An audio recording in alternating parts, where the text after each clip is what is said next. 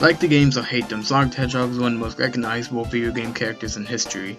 Now while Sonic games have dipped in quality over the years, it's widely agreed that his strongest titles were the classic games of Sonic 1, 2, CD, and Knuckles.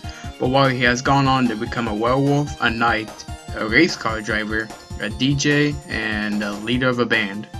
God, I thought Dr. Mario was a little bit too much. Today, join me on Missing Bits. We will take a look at the missing content of the first Sonic the Hedgehog game for the Sega Genesis. We mostly got unused sprites here and a few other things, so let's get straight into it. The first set of unused sprites is zone icons. These were listed for the special stages where you would get the chaos symbol. They don't got a purpose, but it's widely speculated that these will be used as some sort of warp zone. Hitting one of these icons in a special stage would potentially warp you to that zone.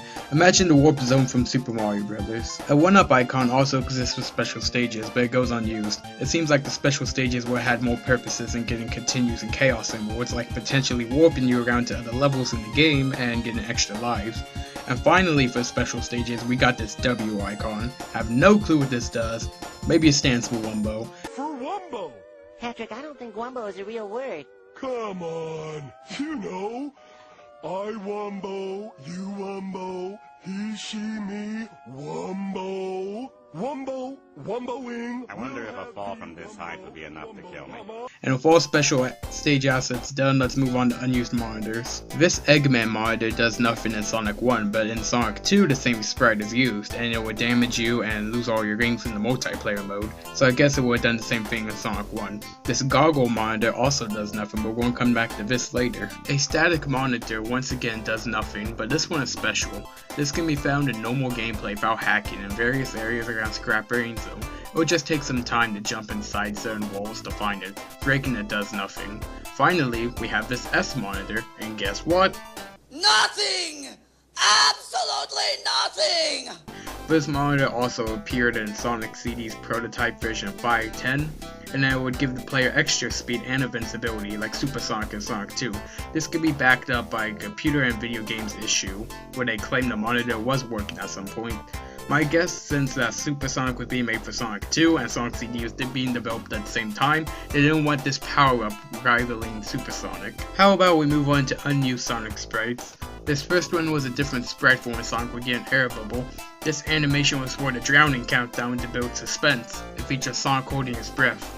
This unused sliding sprite is similar to the one used on Sonic CD's Wacky Workbench zone. As seen in a couple of prototype screenshots, when Sonic would complete his zone, he could jump around its victory pose. It was removed because the special stage ring caused flickering issues, but it is going to be reused in Sonic Mania, so that's nice. These weird spin dash sprites are present but lack any features. Maybe the spin dash was going to be featured in Sonic 1. Many re-releases of Sonic 1 feature the spin dash, including the 3DS port, the Game Boy Advance port, and a few others.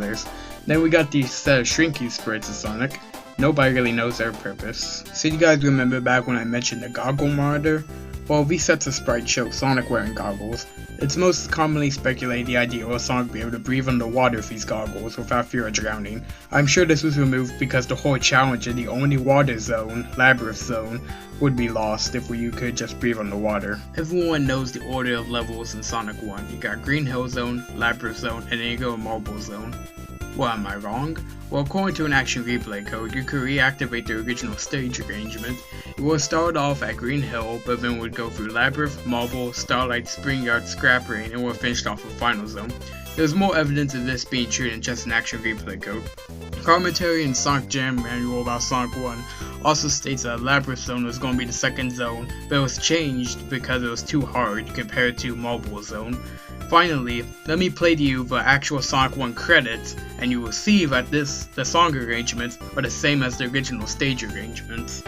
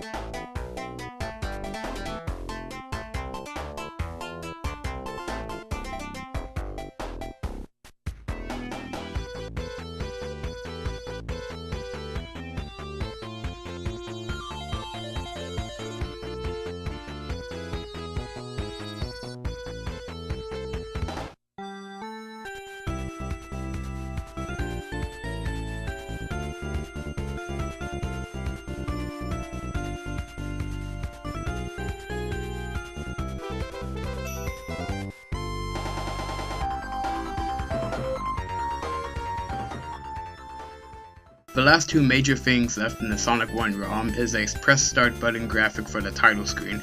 It goes unused because an in-game bug prevents it from showing, but the Game Boy Advance port did fix this error. The only unused enemy in Sonic the Hedgehog is Splats the Bunny. Splats was cut from the final game, but a lot of merchandise does exist for Splats, and it was even featured in the Archie comic series, so it may have been removed late in development.